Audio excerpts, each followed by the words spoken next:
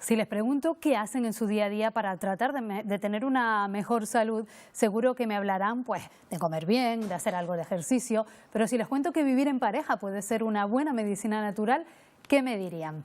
Así se extrae de diversos estudios que vamos a comentar a continuación con la neurocientífica Raquel Marín. Buenos días. Muy buenos días, Marta. ¿Podemos decir, Raquel, que vivir en pareja es una buena medicina natural?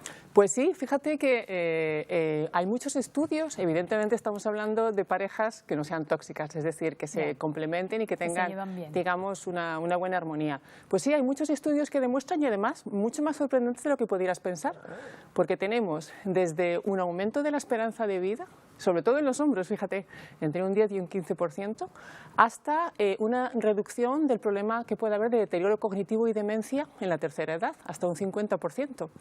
Y bueno, también desde el punto de vista cardiovascular, incluso el sistema inmune. Parece que nos refuerza un poquito más las defensas. Entonces, bueno, podemos analizar el por qué. Diría, bueno, ¿qué hace mi marido o mi pareja para esto, no? Pues verás, para empezar, a nivel cerebral, digamos que para que el cerebro esté en equilibrio necesita un poquito de estrés y un poquito de sensación de bienestar, es decir, sentir que está en una zona de confort, pero al mismo tiempo ponerle retos. ¿Vale? ¿Ese reto serían ciertas discusiones en el día a día? Muy bien, en eso consiste. Bueno. Fíjate, es decir, se ha demostrado, por ejemplo, que el reto de vivir en pareja también implica un cierto afán de superación y un cierto análisis tanto tuyo como de la otra persona y de la convivencia, ¿verdad? Entonces, eso lo que genera es que muchas veces esos conflictos, sobre todo si se exteriorizan, si se comunican, si se comparten, y evidentemente si se resuelven, generan ese pequeño toque de estrés que hace un aumento de la actividad cognitiva y a su vez sería como poner al cerebro en el gimnasio, es decir, darle ese puntito de cierto estrés. Por otra parte, evidentemente, la sensación de confort lo que hace es reducirnos ese estrés permanente, ¿no? Digamos que cuando uno vive en solitario, bueno, si no tiene, digamos, las condiciones de un poder adquisitivo enorme, etcétera, tiene un estrés mayor en situaciones un poquito más que podrían llevar a la angustia o a la ansiedad, como puede ser la sensación a veces de soledad o la sensación de no sentirse totalmente útil o complementado en una relación estable, y ese estrés no es tan bueno para el cerebro. De hecho, se considera que es el tipo de estrés, bueno, ya hemos hablado en otras ocasiones que la soledad aumenta el riesgo de muerte, de alguna manera, hasta 7 años y medio. Entonces, esos picos de soledad no buscada, que muchas veces en la soltería se dan, se compensan en el matrimonio. Es decir, que la parte, digamos, de aburrimiento o de, por decirlo así, sensación de monotonía que se puede generar en una pareja estable en el largo plazo es también una protección frente a esa sensación de soledad. Claro, por ejemplo, sabemos que en los niños, en los más pequeñitos, las rutinas les ayudan a estar más tranquilos, a vivir más felices. No sé si es algo parecido de lo que estamos hablando también. Exactamente. Fíjate, el orden, ¿no? Exacto. Por una parte, que tienes el niño, tienes ese reto del aprendizaje, ¿no? De tener los deberes en casa, de que mañana le van a poner una prueba de control y tiene que superarla. Pero por otra parte, sabe que está en un nicho familiar, que su padre y su madre pues van a estar ahí para él, si tiene hermanitos a lo mejor también, en el colegio tiene una sensación de colchón, es decir, esa sensación en el cual nosotros nos hemos formado como seres en sociedad. Somos seres sociales, hasta el punto de que el aislamiento nos enferma e incluso nos mata. Es decir, es algo que está en ese nicho. Pero por otra parte, vivir en sociedad también implica ese reto social, ese constantemente estar midiéndose con ese pulso social. Y eso en la sensación del nicho de pareja pues también se da. Por otra parte, bueno, dirías, bueno, ¿y el sistema inmune?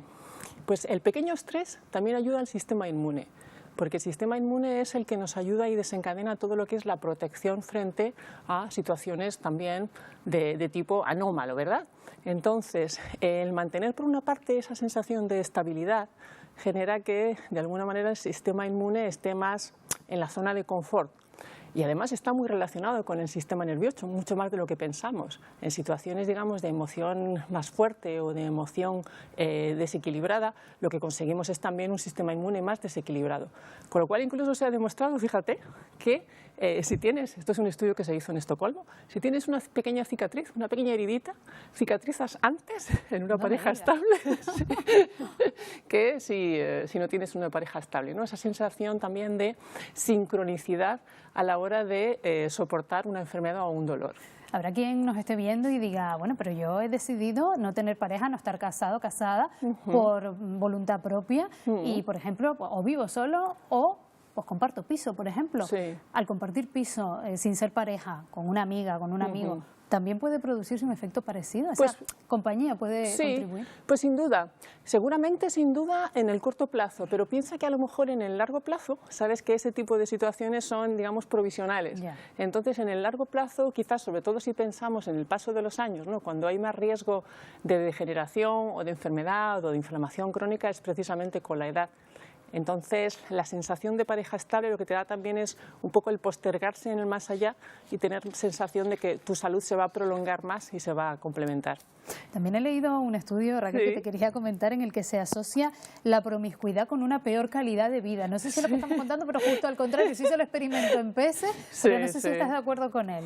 Bueno, evidentemente está hecho en peces, no está hecho en humanos, pero bueno, la conclusión del estudio fue bastante interesante, ¿no? Porque esa promiscuidad, parece que tuviéramos, por decirlo así, un tope de promiscuidad, según la conclusión del estudio, es decir, que de alguna manera se fomentara el ser monógamo frente al tener una vida loca cuando tenemos un umbral máximo de promiscuidad, es decir, que a partir de un cierto grado de promiscuidad lo que generamos a lo mejor es una aceleración del proceso de envejecimiento. ¿Y cómo se mide?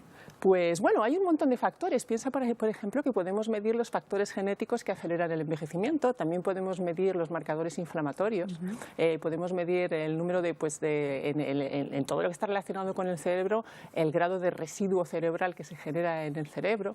Entonces, bueno, ahí puedes hablar de muchos niveles. En el caso de los pececitos, pues obviamente veían cuándo morían, porque claro, en un ser humano si tuvieras que esperar 90 años, pero en el caso de los pececitos, si tienen una vida corta, pues puedes ver aquellos que además es muy curioso, porque los peces suelen tener pareja estable, en muchos casos, ¿no? O sea, que eran el ejemplo perfecto para estudiarlo. Sí, sí. De hecho, pueden tener una especie de pico de melancolía cuando no tienen a la pareja que les gusta, ¿no? Cuando la separan de la pareja que les gusta. Entonces ahí observaban que la vida del pececito se alargaba cuando tenían su pareja estable felizmente elegida.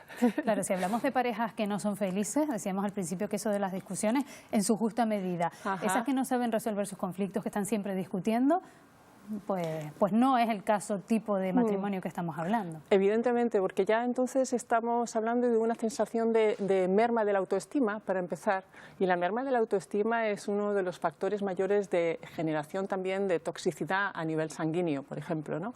Es decir, todo lo que esté relacionado con la visión de uno mismo afecta mucho, tanto la actitud corporal de entrada como la actitud mental. Es decir, la motivación es uno de los motores de nuestra vida y de alguna manera la merma de la autoestima, la merma de la motivación a la hora de sentirse amado, de sentirse útil, pues eso también genera con el tiempo una merma de la longevidad. Bueno, pues nos quedamos con esa conclusión, quererse y querer también. Si tenemos suerte de que sea duradero, sí, claro, pues mejor todavía. Claro, si es duradero, mejor. Raquel, gracias por habernos acompañado una Gracias semana a más. vosotros. Buenos días.